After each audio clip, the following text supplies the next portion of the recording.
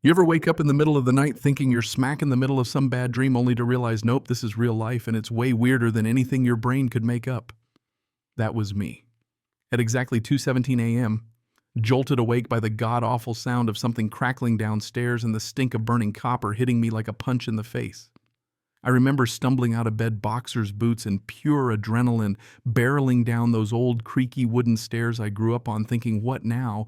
Our 150-year-old wind generator was going haywire, sparks shooting out of the thing like it was the 4th of July. Only problem was, there wasn't a cloud in the sky, no storm, dead calm. So why was it screaming for help? That's when I spotted them orange extension cords. 6 of them, at least thick as garden snakes, slithering across the barn floor and out the back door. And you get that gut feeling something's really wrong. I grabbed my flashlight, followed those cords outside, and nearly tripped over our newly minted HOA president, Rebecca Hartley, crouched by my main electrical panel in full rubber gloves, wire cutters in hand, looking for all the world like she belonged there. Which, trust me, she did not. There she was, splicing right into my power line, rerouting all that juice straight to her property 3 acres away. I'm Jake Sullivan, by the way. My family's owned Pine Ridge Ranch for 5 generations.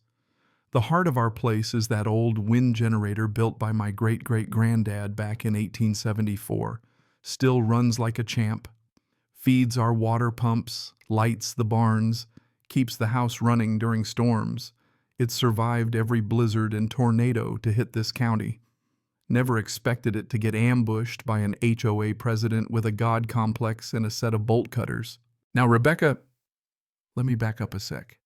She moved out here from the city maybe 2 years back. Didn't even wait for the moving truck to leave before calling a meeting and announcing, hey, congratulations, we've got an HOA now. President herself, vice president also herself. She started writing up violations faster than a Vegas slot machine spits out coins. My first official citation, excessive display of agricultural equipment. She meant the antique plow my granddad mounted at our front gate. Then it was for livestock visible from the road. Which, yeah, is kind of the whole point of a cattle ranch, you know what I mean? But she was just getting started. She'd measure my fence post with a laser level claim I was 3/4 of an inch over the standard. Photographed my horses, filed complaints about brown paint on my barns even though it was just weathered wood. Tried to fine me for noise pollution because our rooster crows at dawn, saying I violated quiet hours she'd invented out of thin air. It all turned personal when she wanted to ban every structure built before 1950, basically tear down the history of this place so she could turn it into one of those cookie-cutter developments she left behind. I wouldn't sign organized, the other ranchers voted her proposal into the ground, and from that moment on, she had it out for me. Installed cameras pointed right at my house, sent daily violation notices for stuff she just made up called emergency HOA meetings just to address the Sullivan problem.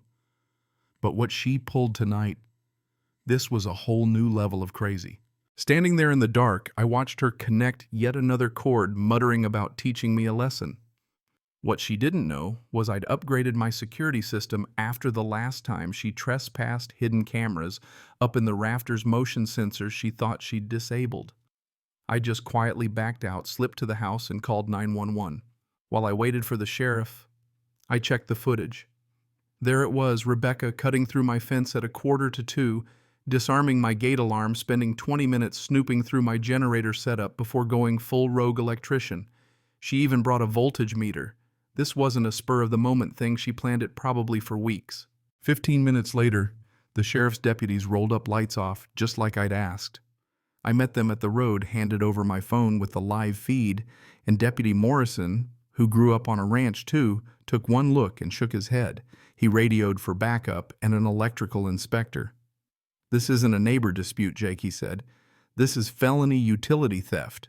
We headed to the barn together, careful and quiet, and sure enough, there she was crouched over the panel, still fiddling with the wiring, probably thinking she had all night. When the deputies stepped out, Rebecca spun around and started with the usual HOA bluster, claiming she was just inspecting for dangerous equipment. Those cords were already there, blah, blah, blah. But the fresh copper shavings on the ground, the wire cutters in her hand, and her own muttering voice on camera kind of blew up her story.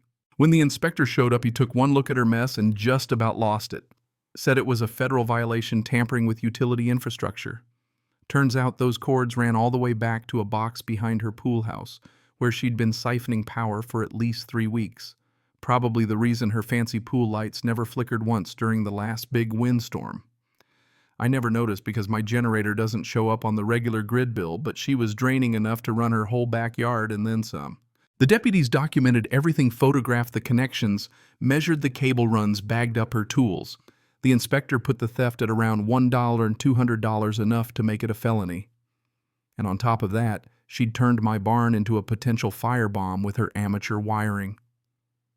When the deputies moved in to arrest her, Rebecca tried every excuse, said I gave her permission. Nope, said she was handling an HOA emergency at 2 a.m., even tried to claim my generator was community property because you could see it from the road. Deputy Morrison didn't buy a word. When he clicked the cuffs on, she started threatening to sue everybody for violating her rights as president. By the time the evidence was all logged, her plans, her voltage meter, even notes she'd taken on how to get past my alarms, the whole neighborhood was showing up watching from their trucks. Old Tom Garrett, who she tried to fine for leaves falling from his oak tree, actually applauded when they walked her out. Martha Stevens snapped photos for what she called the historical record. Martha got fined $300 for having the wrong shade of mailbox, so I guess she figured this was karma. Rebecca was still yelling about emergency HOA meetings when they shut the patrol car door. The inspector handed me his report, said my system was not only legal, but a registered historical artifact under state law. Any tampering, automatic felony, estimated repairs $5,000, all of it would go on Rebecca's bill. The sheriff's office didn't hold back. Trespass, theft, tampering with historical property, criminal mischief, reckless endangerment, the whole menu. And then the big twist, when they searched her computer, they found detailed plans to tap into 3 other ranches' power systems.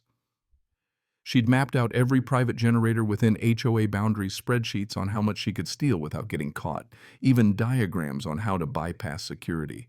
She was running a whole operation, not just being a pain. Her arraignment was wild. The judge happened to be a 5th-generation rancher, too. He set her bail at $50,000, no contact with any Pine Ridge resident. That night, the HOA board held an emergency vote, unanimous, to remove Rebecca as president and dissolve the HOA entirely. 27-0. Nobody wanted any more of her brand of leadership. The DA offered a plead guilty to felony theft and trespass, 6 months in county jail, full restitution, 300 hours of community service. Rebecca said no, demanded a jury trial, still believing she could spin this as community safety. The trial lasted 3 days, turned into a local circus. 17 neighbors took the stand, told stories of her harassment, fines, and threats. The prosecution had footage, electrical reports, every detail. Rebecca, still stubborn as ever, tried to argue she was protecting the neighborhood from outdated technology. But the jury, they needed less than 2 hours. Guilty on all counts. The judge handed down 3 years suspended to 18 months with good behavior, $22,000 in restitution, and fines banned for life from any HOA or leadership role. And this is my favorite part, 500 hours of service helping restore historical ranch properties like mine. I'll never forget the look on her face. Stone-white lawyer whispering probation at worst, and here comes the bailiff with the cuffs.